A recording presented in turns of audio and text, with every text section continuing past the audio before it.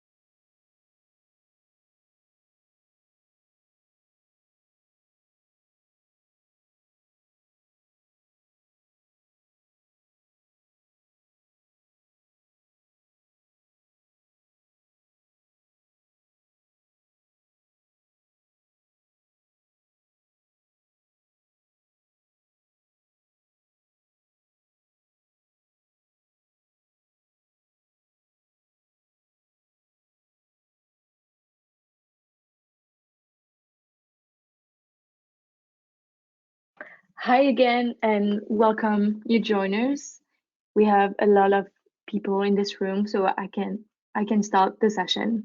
So I'm delighted to kick off this webinar, Consumer Coping Strategies in the Cost of Living Crisis. Before we dive into the presentation, I will go over a few housekeeping topics. So this webinar will run for 45 minutes and we'll set the recording and slides by email afterward. Please use the chat window for any questions during the session and we will answer them during the Q&A. If we did not get the time to get to your question by the end, please reach out to synthesio.marketing@ipsos.com. I am very happy to introduce today's speakers. Let's start with me. I am Aurore, a proud marketing manager at Ipsos Synthesio, and I have the great responsibility to guide you through today's webinar, answer any questions, and of course, provide you with the recording and slide right after the session. Today with me, we have Sandro, our Chief Innovation and Product Development Officer. Sandro is a social intelligence and market research expert, and he is a frequent speaker inside and outside Ipsos. He's been named to the SI Lab Social Intelligence Insider 50 Pioneers, a list of the 50 most influential people in social analytics around the globe. Today with me, I have also Pavel, a market researcher focusing on digital analytics and communication research. Pavel joined Ipsos UK in November 2022.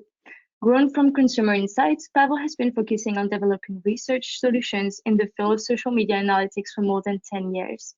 With a passion for understanding consumer behavior and sharing knowledge, Pavel participates in various research and academic conferences, and he was at Optiv Summit in April, if you missed that.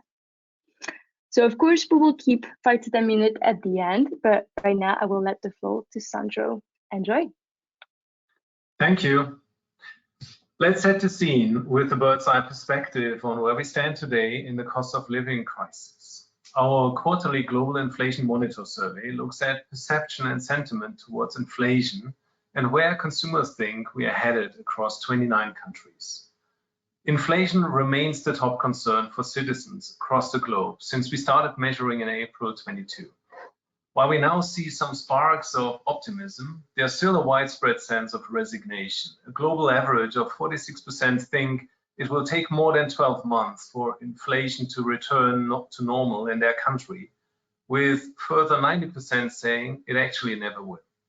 The day-to-day concerns are very real for consumers across the globe. Close to 70% of consumers still expect price increases for food shopping, energy costs, and other household items over the next 6 months.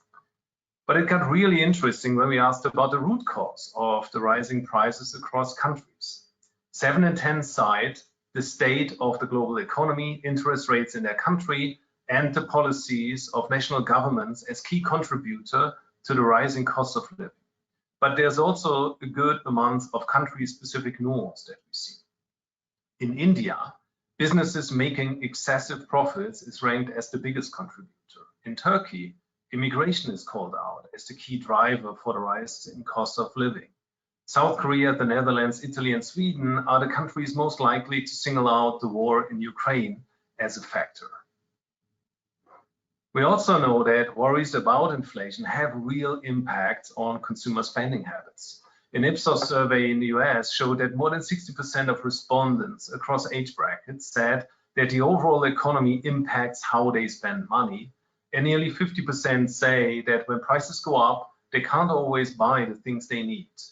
Now, after a month of rising prices and factors like the Federal Reserve combating inflation in the US, the collapse of Silicon Valley Bank and Credit Suisse, and in the UK, the highest inflation in the G7, many economists are predicting recessions in the near future. So as consumers continue to feel the impact in their wallets, how exactly will their spending change? Where do they cut back? And how do consumers adapt their behavior to their financial possibilities? We've set out to answer these questions using social data. And the social ecosystem really provides us with a treasure trove of insights, offering a unique window into consumer attitudes, moods, behavioral changes, and motivations. These unfiltered consumer voices, and sometimes memes, as we see here, are the ideal foundation for us to learn in a very authentic way about personal experiences, frustrations, concerns, and coping strategies related to the cost of living crisis openly and honestly. By listening to their stories, we gain a deeper understanding of their challenges and what drives their behavior in response to rising costs. These authentic perspectives provide invaluable guidance for businesses seeking to meet consumer needs effectively. Social intelligence also holds the key to unravel emerging trends and changes in consumer behavior. Through AI-enabled analytics applied to user-generated content, we can identify shifting preferences, evolving lifestyles, and new spending habits influenced by the cost of living crisis. It's like having a front row seat to observe how consumers adapt and navigate these economic challenges, providing crucial insights for businesses to tailor their strategies and offerings accordingly. But it's not just about what consumers say, it's also about how they feel. Advanced algorithms and the right analytic framework allow us to measure the overall mood, perception, and emotional states of consumers in real time. Understanding these emotional dimensions enables organizations to craft messages and initiatives that resonate deeply with consumers, building trust and forging stronger relationships. Inflation and the cost of living crisis have become a pervasive and dominant topic in the social sphere. To derive meaningful insights from the vast amounts of unstructured data, it is though crucial to enrich it with a comprehensive analytic framework. In our session today, we will explore how to effectively analyze big consumer data to understand changes in consumer behavior using a cultural value framework, various AI algorithms, qualitative drill downs, and a cross-validation with other data sources. It is noteworthy that traditional social media KPIs such as sentiment or engagement metrics are not fit for purpose here, hence the need for a nuance and a multi-layered approach. But how can we effectively decode cultural nuance from big consumer data? At Synthesio, we like to work with grounded theories from social science, and we have been using an in-house developed taxonomy leveraging Shalom-Schwartz model of cultural values successfully for many years now. The Shalom-Schwartz model is a theory of cross-cultural social psychology and universal values. Our model essentially identifies 10 basic human values that are recognizable across cultures to spot nuance and then help us to identify the underlying motivations. These values are self-direction, stimulation, hedonism, achievement, power, security, conformity, tradition, benevolence, and universalism. Each value has a central goal, that is the underlying motivator. For example, the goal of power is social status and prestige, while the goal of benevolence is preserving and enhancing the welfare within our social communities. The Scholem-Schwarz model is ideal to analyze social data related to the cost of living crisis because it can help us to understand how people prioritize different values in different situations and how these values affect their attitudes and behaviors. For example, we can use the model to examine how people cope with economic hardship, how they perceive social justice and inequality, how they express their political opinions and preferences. By using the model, we can gain insights into the psychological and cultural factor that shape people's responses to the cost of living crisis and identify potential solutions that are compatible with their values.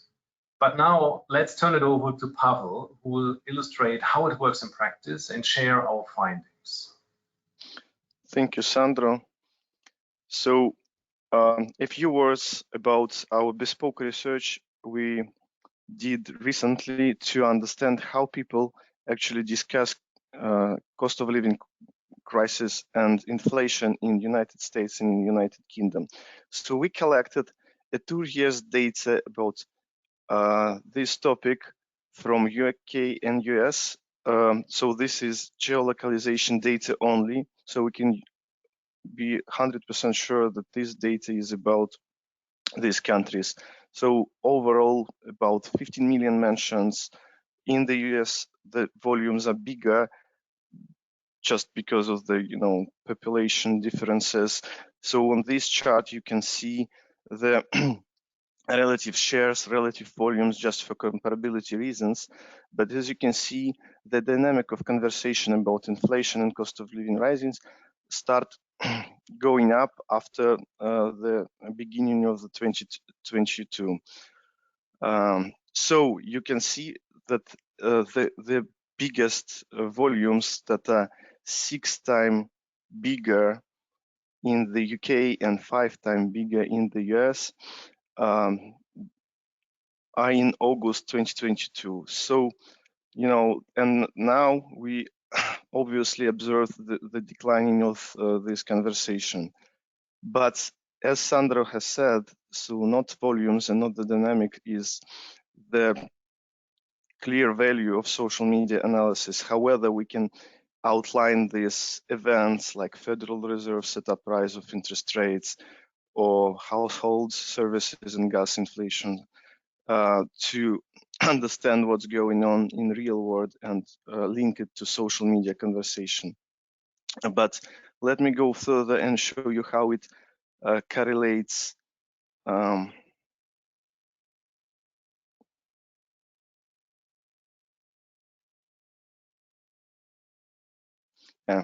So this chart is a great illustration of how social media conversation correlates with cost of living crisis in real world. So this is a polynomial regression between volumes of conversation in social in the UK and consumer prices index provided by Office for National Statistics. You can clearly see that there is a high correlation between these two metrics, and polynomial regression R squared is 0.88. So analyzing social media data, we can link it to real consumer behavior and clearly understand what's going on with the background, the contexts, and build our market strategies on this.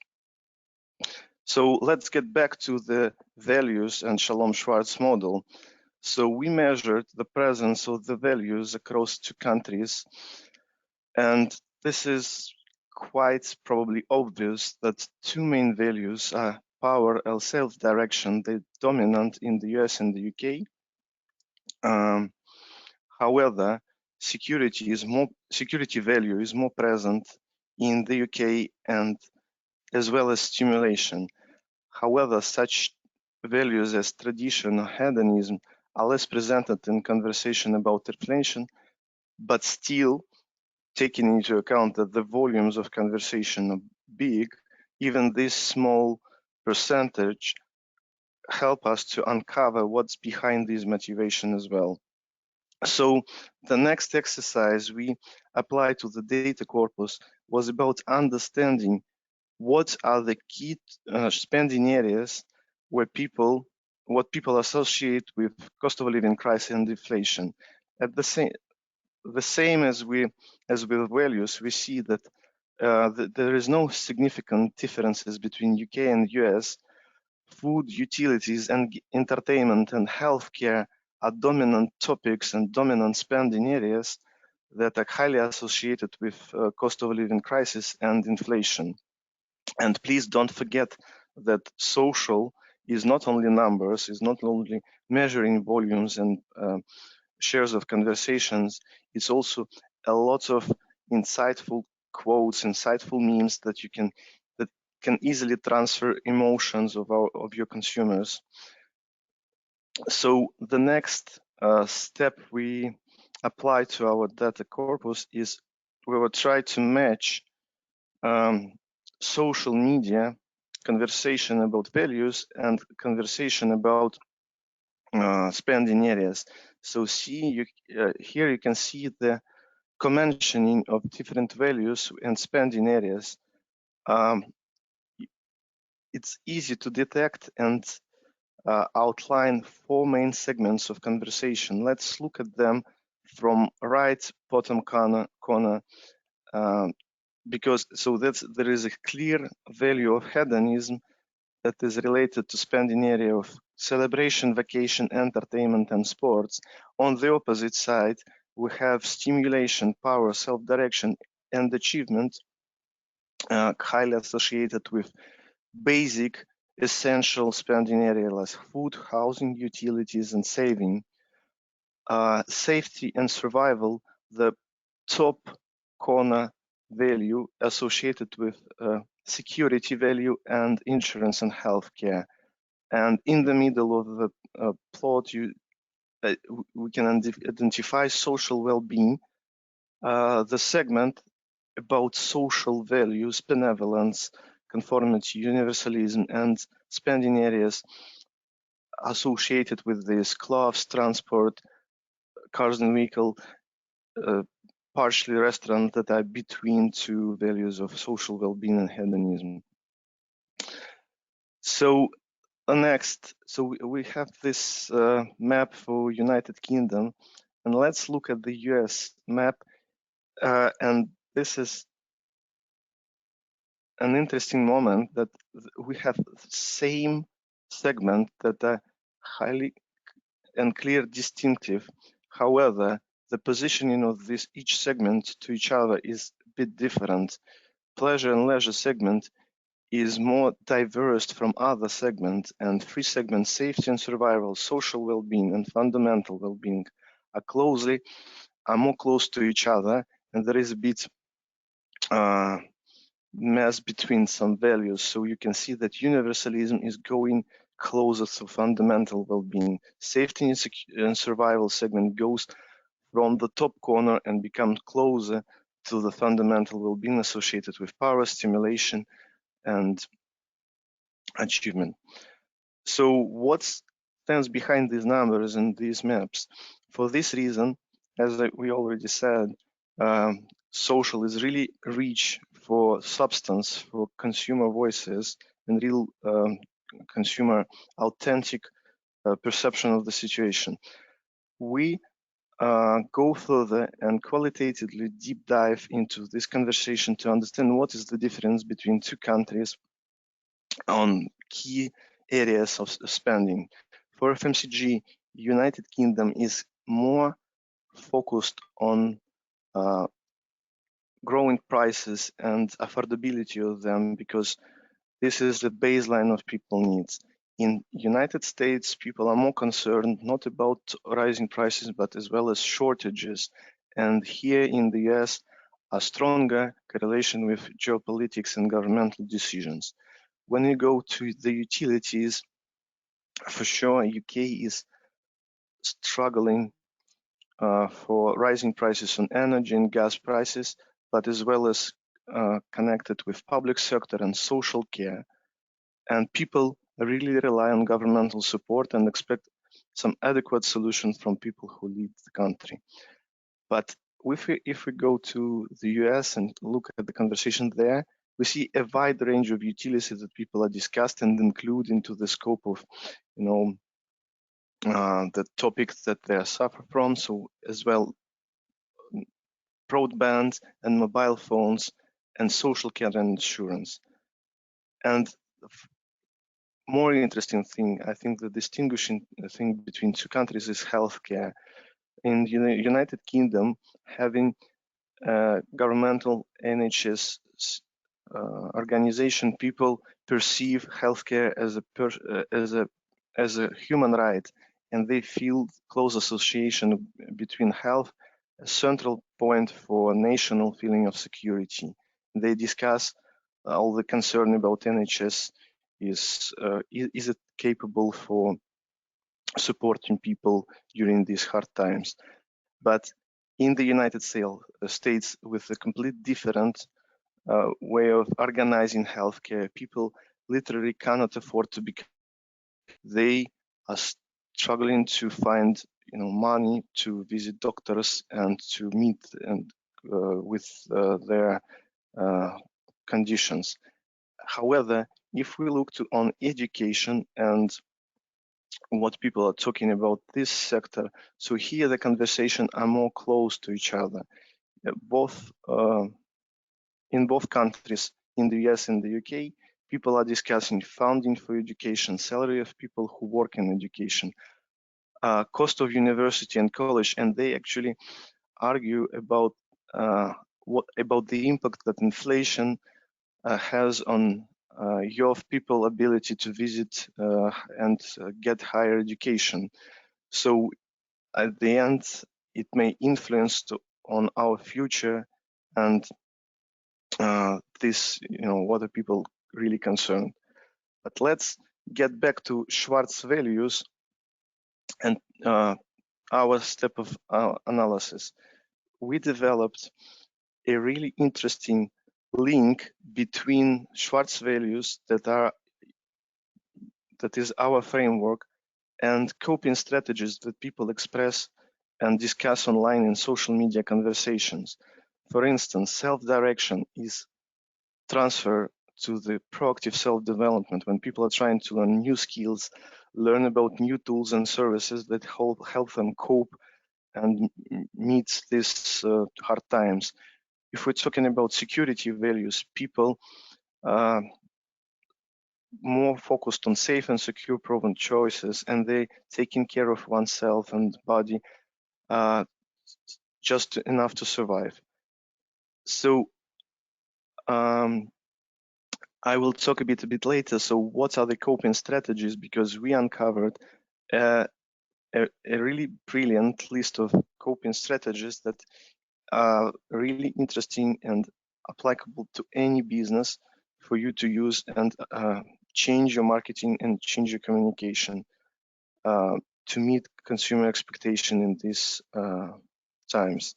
So let me explain how we connecting the dots on a really simple example. For instance, so here we have two quotes, two verbatims from our consumers that we detected in social media. One person suggesting not throw away vegetable scraps and save them and throw them and reuse them in cooking. So we detect this as a strategy, upcycling and reusing waste. The second quote is about reducing going out and save on restaurants, but develop skills and cook yourself at home. So similar things closely related to food topic, but different coping strategies. One is about upcycling and reusing waste. The other is more about DIY skills and improving your knowledge how to perform better. So on the second stage, we link this coping strategy to signals that are related to our values.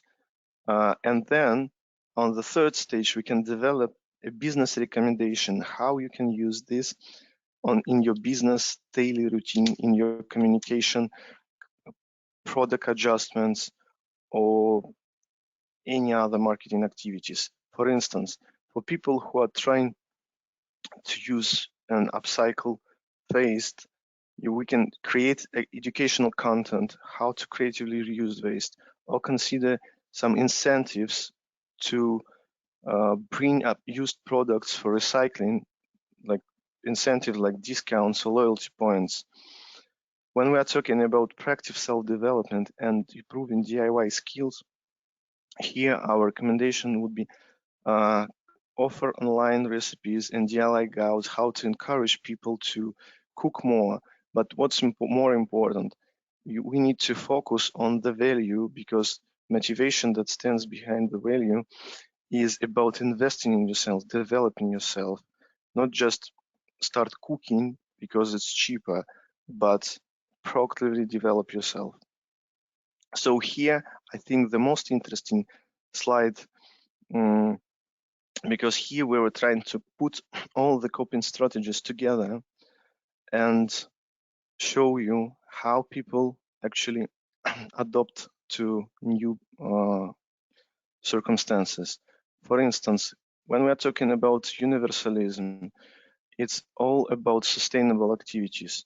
People are trying to focus on farmer markets, shopping local, because they're cheaper, they're better. Some start growing herbs at home.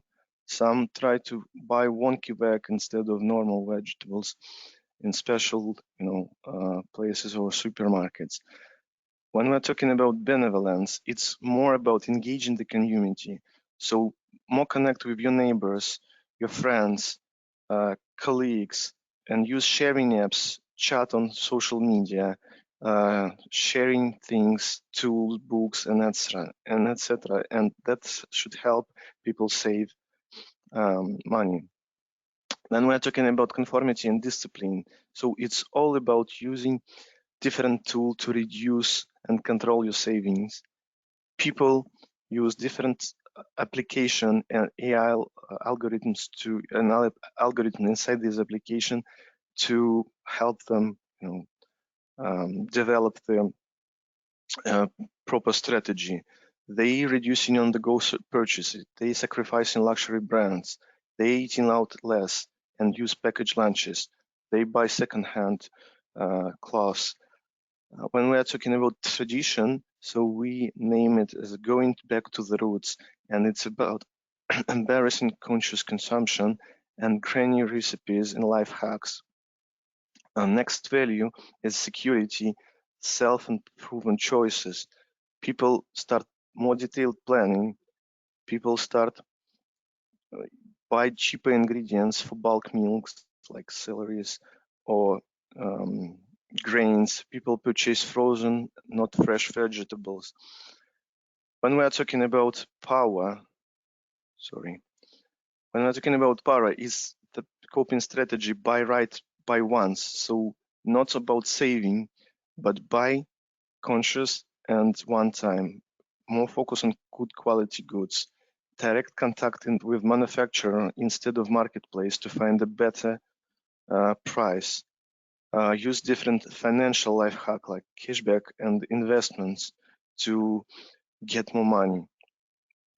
If we are talking about achievement value, the set of strategies and actions is really huge.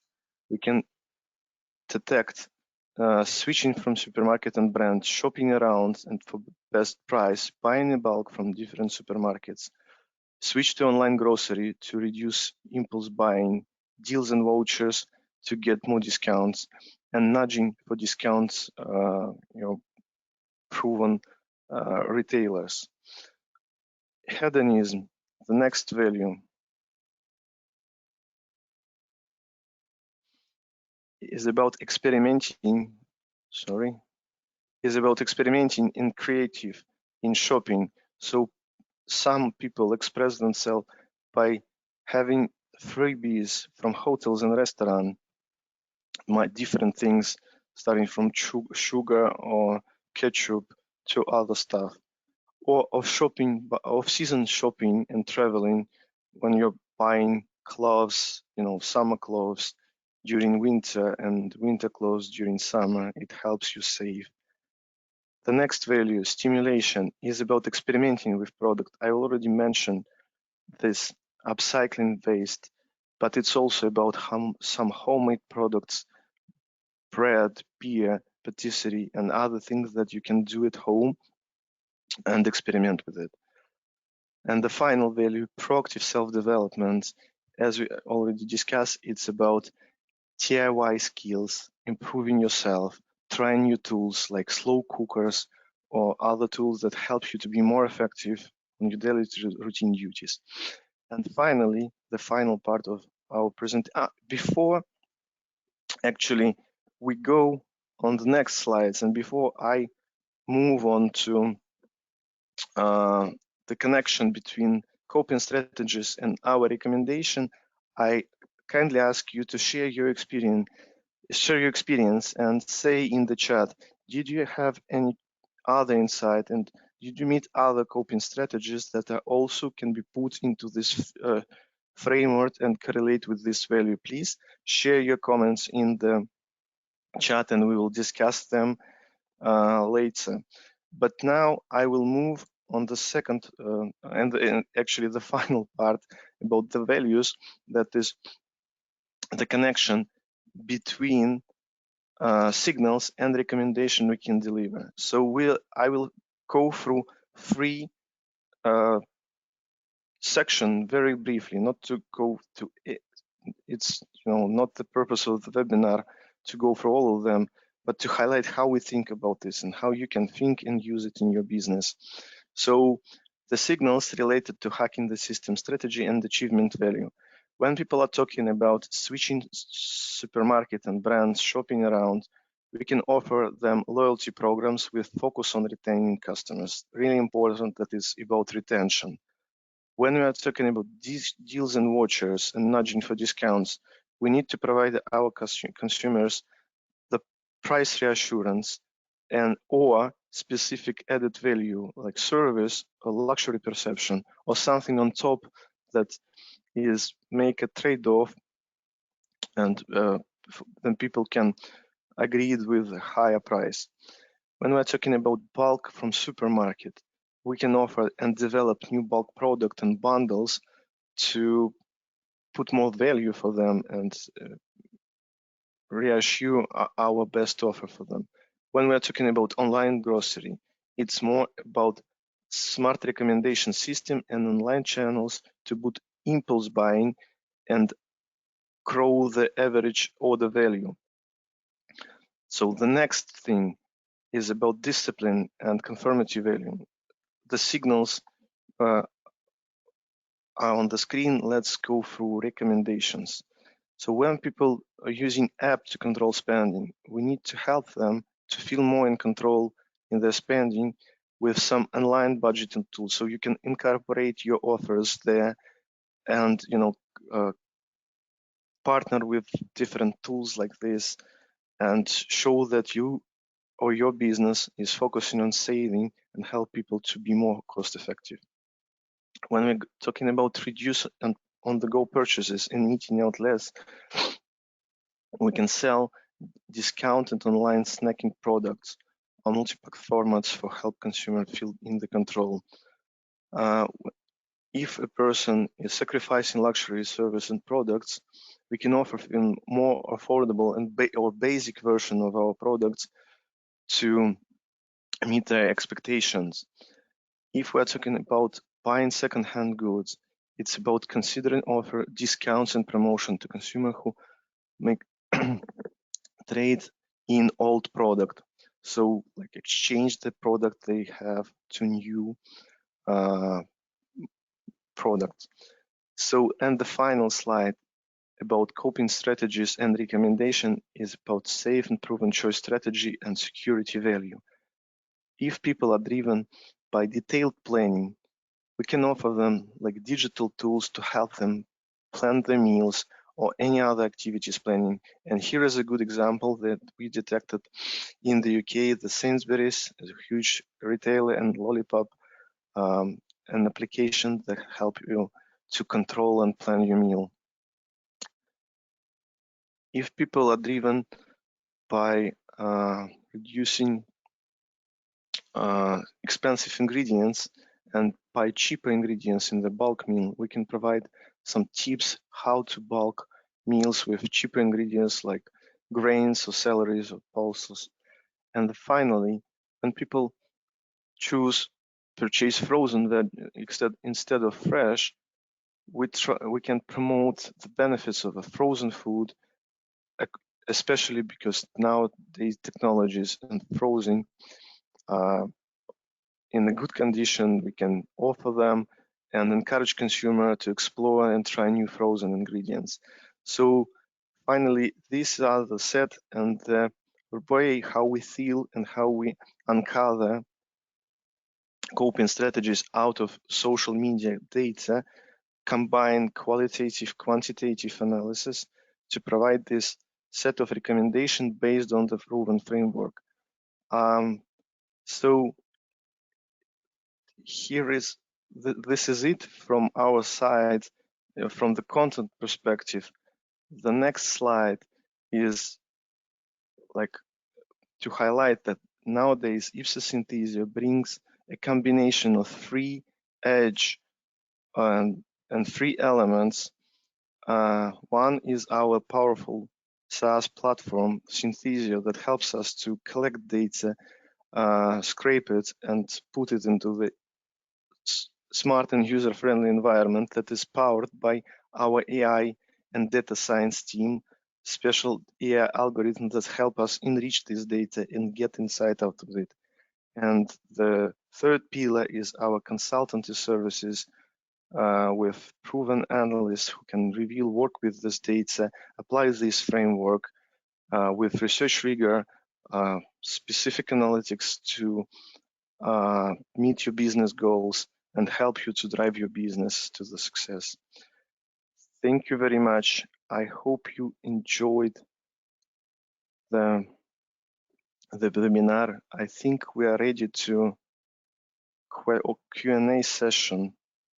Yes, thank you so much, Pavel and Sandro. We have a good amount of great questions, so let's get into it. The first one is, can I ask from where we got spending areas on slide 12 and 13 and the methodology behind? I can take this, Sandro, if you don't mind. Yeah, so actually we usually developed taxonomies to uncover this any set of elements. So we are combining bottom-up analysis to reveal some organic topics and our understanding of the category to provide bottom-up analysis to prove this thing. So this is like two-edged sword. So with one edge, we uncover unknowns from social, from another, we build a taxonomy to measure and quantitatively assess the data corpus. Thank you. I hope that answers the question. The next question is for Sandro, I think. How long would we expect the adapted behaviors to last? Do they have long-term influence? Oh, that's a difficult one because, we know a thing or two about how confident or not it is to predict the future. I think it's important to keep having a finger on the pulse, right? But of course, with data that we work with and a lot of historic data, you are essentially enabled to really understand the velocity and the context of these behavioral changes over time. And that effectively, maybe combined with predictive modeling, enables you to understand what kind of a curve you are looking at, right? So if it's a bell curve shaped behavior, then there are chances that it will flatten out at some point. But for many things that we have seen, and the more the cost of living crisis lasts, and I think it can be expected from the data that we shared earlier, that it will last for quite some time, we can, with the velocity of each of these behaviors, can get a good understanding on how sustained, these behaviors are, or if they are even fading away if the cost of living crisis ended, right? We have seen that during the COVID crisis, that many behavioral changes that we have seen actually were there to stay, and we still see people baking bread at their homes, growing their own vegetables and so forth. So I think it's important to look at, you know, the timelines and the trend curves over time, but also really to continue to look into the context and how deeply ingrained it becomes in people's lives. But with the data we provide and the analytic tools, that's all at your fingertips in the platform directly. Thank you, Sandro. And can I just add, we have this wonderful webinar recording on trend detection from last year that you can find on our website that may help answer your initial question. Next one, has the relationship to premium evolved due to this inflation, or consumers still allow themselves some premium products? Pavel, you want to take this one? Well, let me try. I think so. It's really hard to generalize because we need to distinguish different segments with different coping strategies. For sure, I would say that luxury segment is under pressure because, you know, spontaneous shopping is not affordable for some categories of people. But at the same time, I'm really sure that some people are more engaged into the luxury categories, and we know from, you know, other surveys that some of specific luxury products are on the rise, and, you know, this, I would say that it requires a further investigation to, you know, to better answer your questions. Yeah, and just to add to this, it's also pretty important to not look at it in a very universal way, right? I think we need to look at cultural nuances, but also within a particular country into different kind of audiences. And you know, when we start segmenting, we may discover that a few segments in a particular market, you know, try to save money in their day-to-day food shopping, you know, rather turning to private label brands to, you know, manage their lives, but then, you know, happy to spend on luxury items such as cars or jewelry, or, you know, rather premium fashion brands. And we always see that it's important to understand, you know, these nuances across audiences and so forth. And obviously, particular categories are stronger or not impacted by it. Great, thank you. Next one is, do you have brands in mind that you think are doing a great job addressing their consumers in this context? Yeah, I think that's a really interesting one. We have discovered many brands that were appreciated by consumers by showing empathy at this difficult moment in time. But to me, and we have seen the example of Sainsbury's, supermarket chains really stand out, who continue to support communities and the most impacted part of our society very effectively and also very creatively. In the UK, an example, beyond Sainsbury, we saw Iceland, the supermarket chain, who offered interest-free microloans that they would load up into a premium card where the money can be spent in their stores. They also offered a 10% discount on the total shopping for elderly over 60 years. Another example that comes to mind is Asta. They, you know, said that they were freezing prices for 250 basic products, you know, in their shops, and they also launched a Kids Eat for £1 offer in Asta cafes. And since they have served, you know, according to my knowledge, up to 500,000 children meals, which is quite incredible, I find. Thank you so much. We are right on time. So thank you so much, everyone, for joining. We will send you the recording and slides as soon as tomorrow. Thank you again and have a lovely day. Thank you. Thank you. Bye.